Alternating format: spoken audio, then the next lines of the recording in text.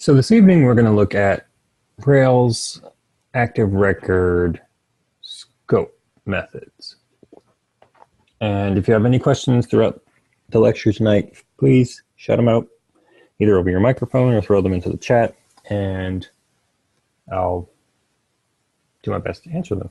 Or if I don't know, we'll do the Google thing together and find an answer. So scoping allows us to specify commonly used queries, which can be referenced as method calls on the association objects or models. So with these scopes, we can use every method previously covered in the curriculum, such as where, joins, and includes. And we're talking about methods that are almost directly mapped to SQL, or are directly mapped to SQL queries.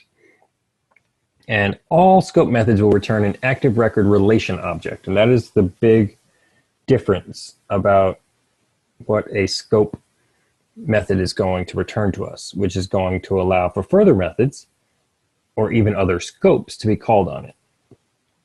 So in our example, we're defining a simple scope method inside of this class article and passing the query that we'd like to run when the scope is called. So here we're creating a scope published on this article class. And we're saying where published is true. Now, this is exactly the same as defining a class method. And the Rails documentation says that whether you use a class method or a scope is a matter of personal preference. So I went through and lined up some code earlier. You see the mini view on the side. There's a bunch of code that we'll be going through, but didn't feel like typing it all as we went. So I'll just be scrolling it up like this. So these two are exactly the same, and we'll do exactly the same thing. Now, there are some differences. Well, there's really one difference.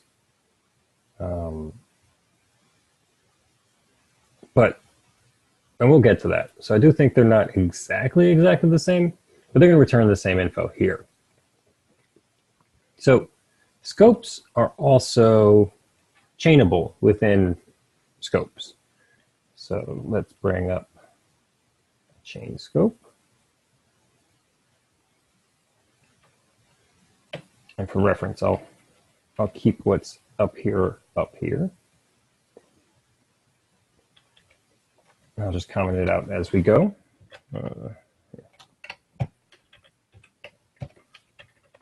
So now we're looking at chain scope. So here we have a scope of published that's going to return to us this where published is true. And then after that, we have a scope of published and commented, and we're going to call published.where comments count is greater than 0. So here we're saying we're calling the published scope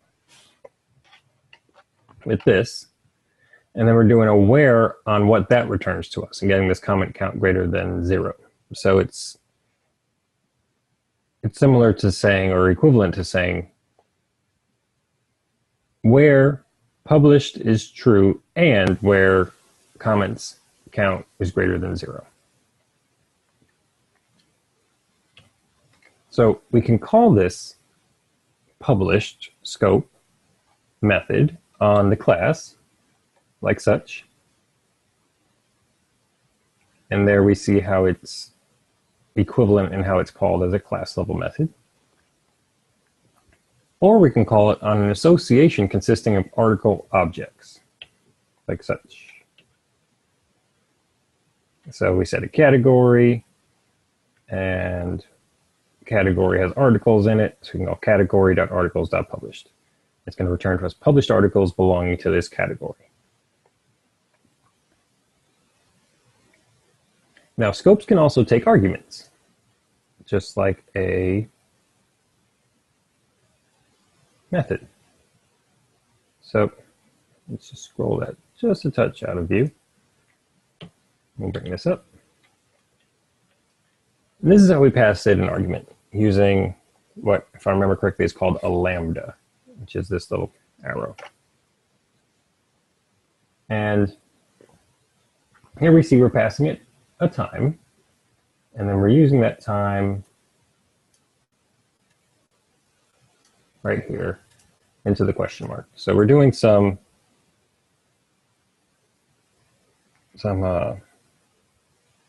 I'm losing my wording. We're making sure that we can't have SQL injection by sanitizing this input. That's what we're doing, sanitizing it to protect our database. And if you don't know what sanitizing is, it's basically so that if we were just passing in the string that a user gave to our code, they could, if they figured it out, create another SQL query that would run right here where this question mark is with this time variable. So instead, we're taking our time variable and we're taking the user's input and we're making sure through some Rails magic that it's not going to be a SQL injection. So we're sanitizing it, we're cleaning it up and making sure that this is not going to be SQL running on our database. So now we call the scope as if it were a class method, and we can pass an argument like such.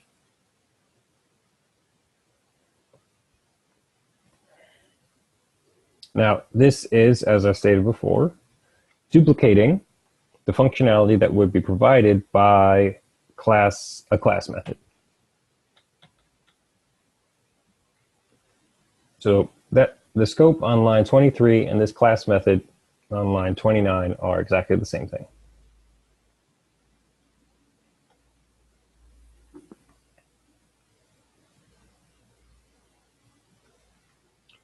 Now, Rails convention is to use class methods when accepting arguments for scopes. So this right here is the preferred method when something's going to be accepting an argument. It's not a hard and fast rule, but it is what is preferred by the Rails community. And these methods will still be accessible on the association objects. So just because it has an argument being passed to it, it still can be called on associated objects.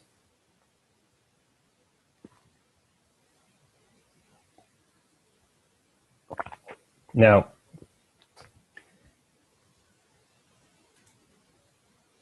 scopes can also utilize conditionals.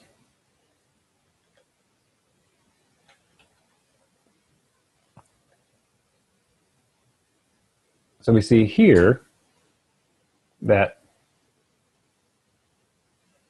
we have a scope of created before, which is going to take a time argument.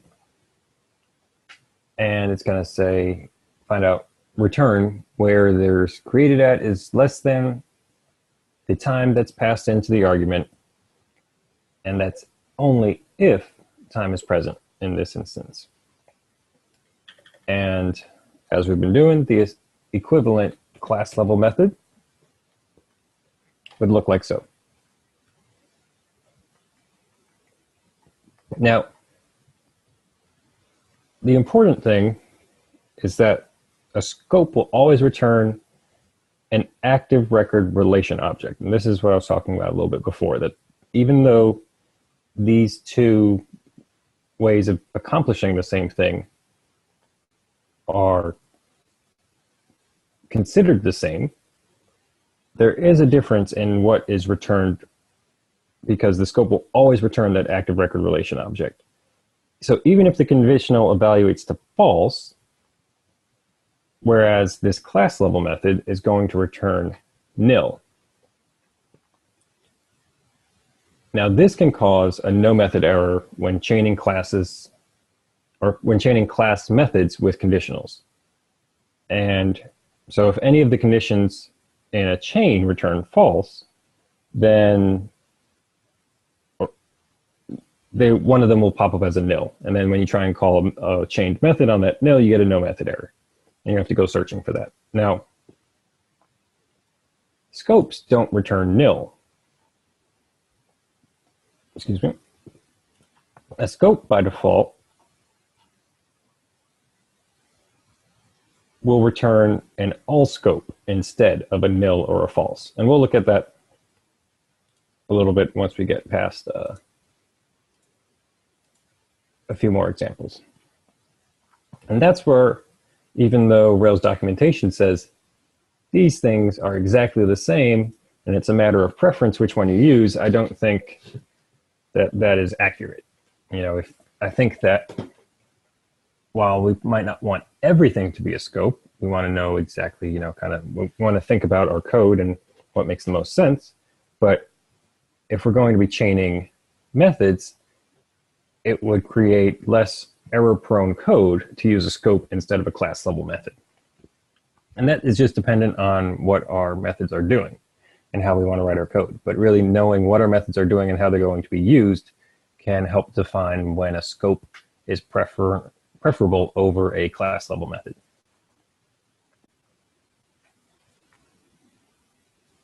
Now, we can also define a default scope. And this will be applied across all queries to the model. And we define that on default scope within the model itself. So when any queries are executed on this model, this client model, the SQL will now look something similar to this.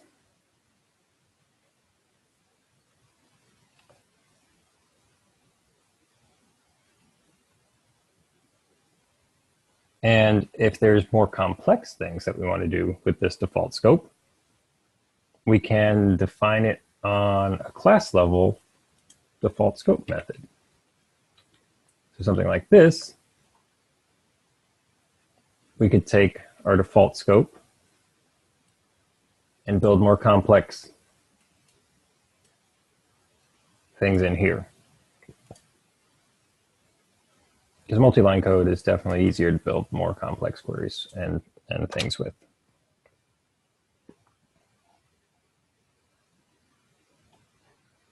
So the default scope will also be applied to creating and building a record.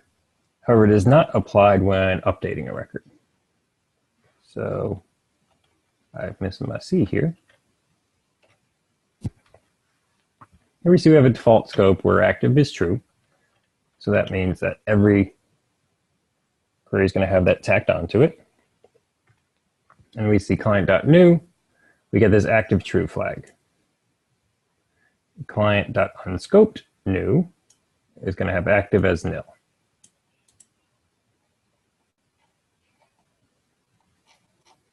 Now we haven't gone over unscoped yet, but unscoped is going to run it without scope. And we'll go over that in just a bit.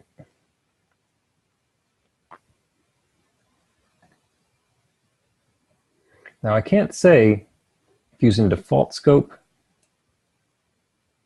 provides benefits over default values in a database model or schema. I didn't dive deep enough into that comparison. However, it does allow you to do things with unscoped. So with a default in your database, you're definitely, that's what you're going to get. However, with this, if you wanted to turn it off with scope, you could. So scopes can also be merged.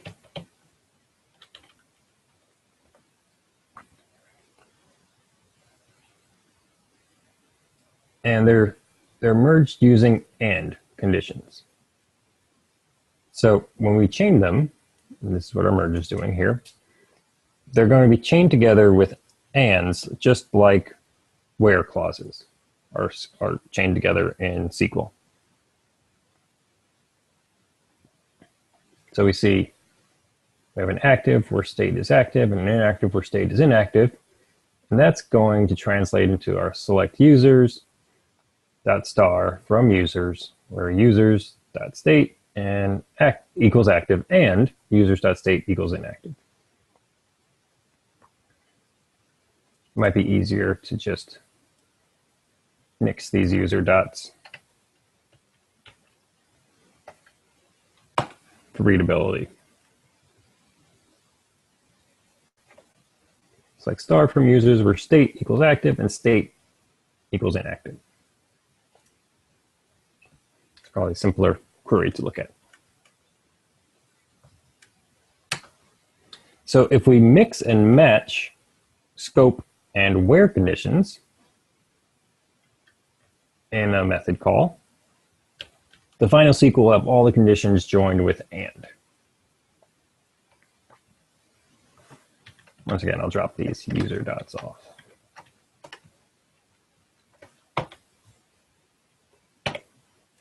Select star from users where state equals active and state equals finished.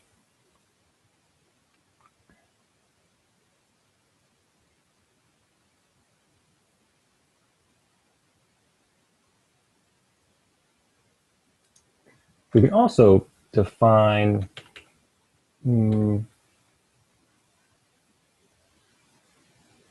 I guess preference. And this is where the last where clause is used. It wins out over the other merge clauses. And that's using this merge method. That merge method can be called on active record relation objects. So we're getting back this relation object instead of an array. If we were to build this as a class level method, we'd most likely be returning an array. You know, where users where state equals active, and this merge wouldn't work on that.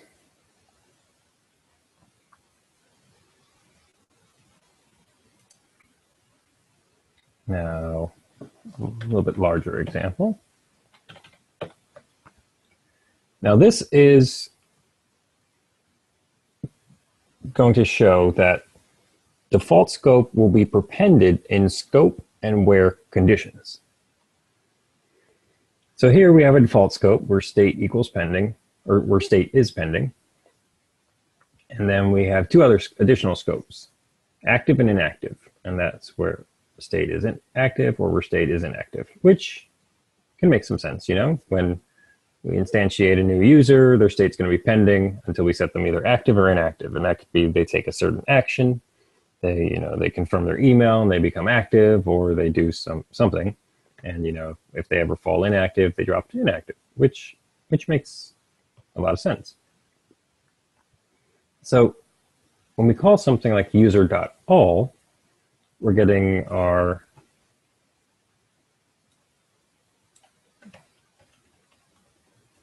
let's get rid of those. Just makes it easier. Select star from users where state equals pending. So we see that this scope is being prepended onto any and all where statements.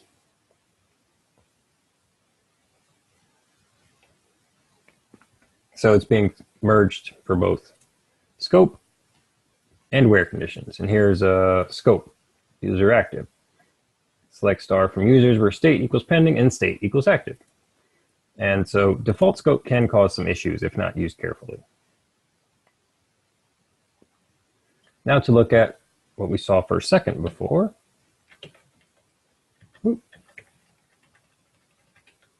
Unscoped. So this will remove scoping for any reason, and we can just use this unscoped method. And this is probably most useful when we don't want the default scope. So this will do a normal query on the table with examples. So if we compare user.all In client.all, we see user.all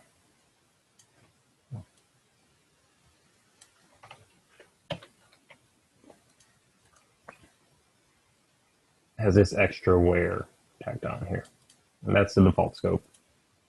We don't have that here.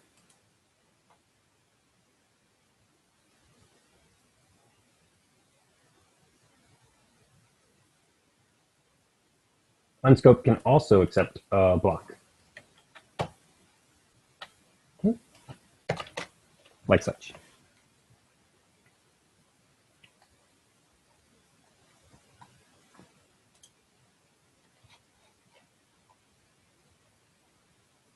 So any questions so far? Before we look at some other stuff. That's kind of a high level going through all about scope.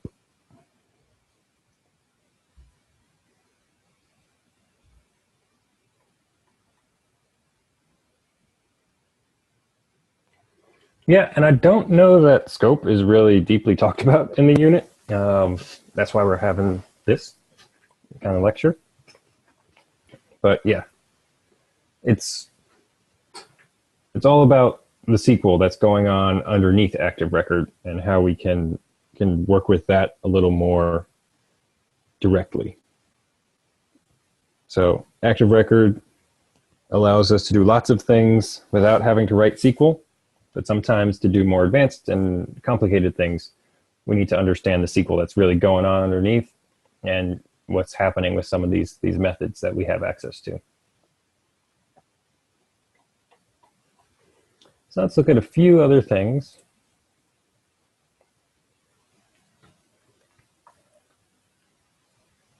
I would say in preparation and used in Rails. So Active Record is the default ORM, object relational mapper, that Rails uses. So all of you see this class is inheriting from Active Record base, or just application record, typically, or Active Record. This one's probably more straightforward. Active Record base.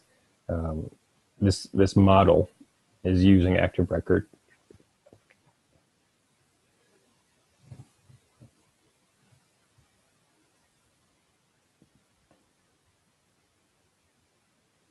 So, cool. Congrats on finishing your Sinatra project. So this model is representing a couple scopes, but really a scope is representing, and I don't think I said this before, a narrowing of a database query. So here we see an explicit joins on here with our where clause for our scope.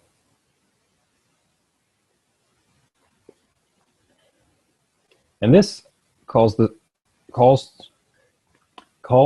to scope to define class methods shirt.red and shirt.dryClean only. And shirt.red in effect represents the query shirt.wear color red. And we're defining it with that scope.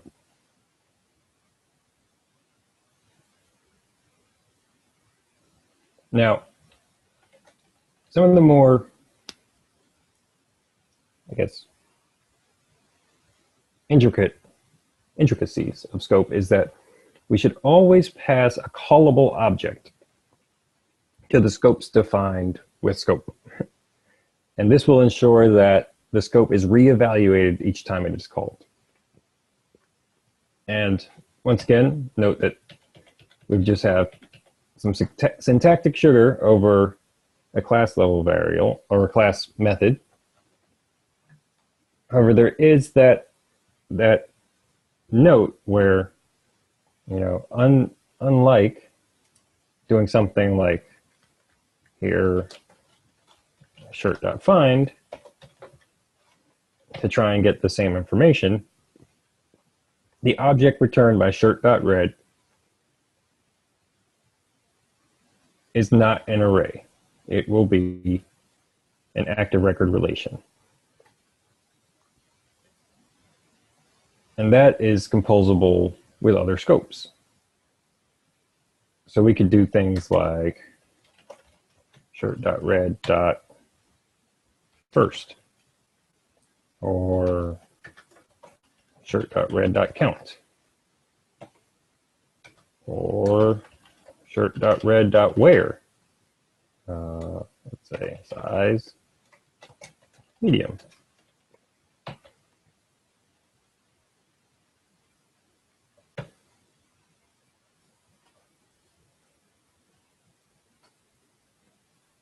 So just like, or just as with association objects, when we do, has many and belongs to type of things, name scopes act like an array, implementing enumerable. So they can do things like shirt.red.each. And, we could have a block in here. Where's my... Or put some spacing. Shirt.red.inject. Memo with a block. So we do get some cool things out of the scope where we get this active record relation object that acts like an array because it implements enumerable, but also isn't an array, and we can call other scopes on it.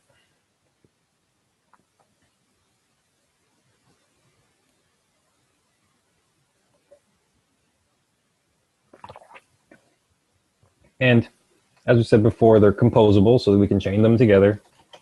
Shirt.cred.try clean only. I guess this should be red. Works just fine. And then nested finds and calculations also work on these. So we could do count, or we could do dot find and such. Dot average, if we had something that worked for that, let's say a thread count. We can do all these things even on scopes that have been chained together, composed together. So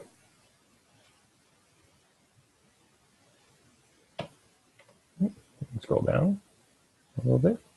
Scopes are not only available as class level methods, but also available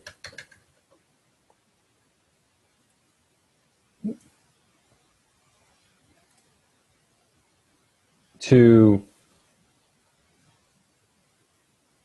has many associations. So if we had something like this, person, and we created a person. So let's say, we have a person named Seth who has many shirts.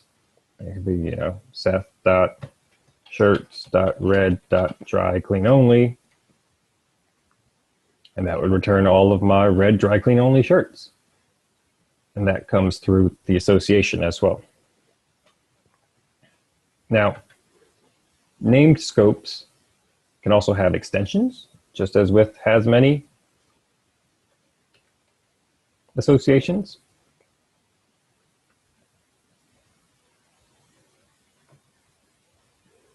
And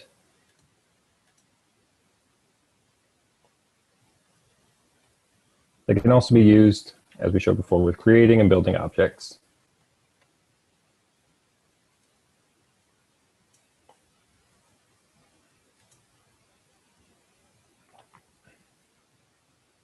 So we're calling it out with chaining it onto our new, our created, returning true in both instances. Now, another thing is class methods on our models are automatically available on scopes as long as we have the proper setup, something similar to this.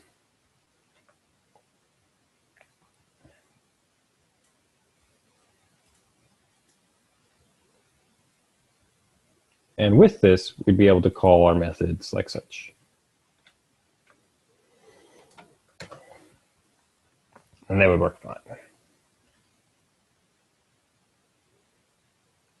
So they're both going to be available and usable. And really the big takeaway from scope methods versus class level methods is how they're structured, what's being returned. Although I guess if you write a class level method with the proper call to the database, you're going to get back that relational object as well. So that is more by default in a scope because of how you're forced to write it. Whereas in a class level method, you can use some different things such as, your finds and such. And with those, you're not going to get back those active record relational objects.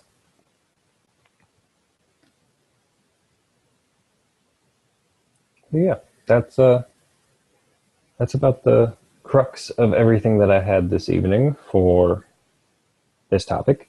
Any questions I can answer for either of you this evening on this? Well, I guess I know, Rebecca, you said you just finished Sinatra, so you haven't really looked at this yet. Joshua, any questions? Or just have some new things to think about for your project? I'm just trying to soak up anybody's ways and how they do things. It's I don't think you can ever watch too many different people doing things in this type of work. It's everybody's got their own way of doing it and going about it. And yeah, I'm just kind of hammering away on. I created a pivotal tracker project so that I can I don't really need to. It's probably a waste of time for me to do it, but it'll get me in the mode to, project management at the same time as creating my Rails project. Plus it highlights ideas and what I need to get done, kind of outline things and think of new things that need to be done and whatnot. So. Yeah. But yeah, the scope is cool. It's not something that is highlighted as far as my memory recalls in the curriculum, but it's cool and has some neat uses, and the fact that it helps guard against that no method error because it's always going to return an object, even if it's the all object. It's neat.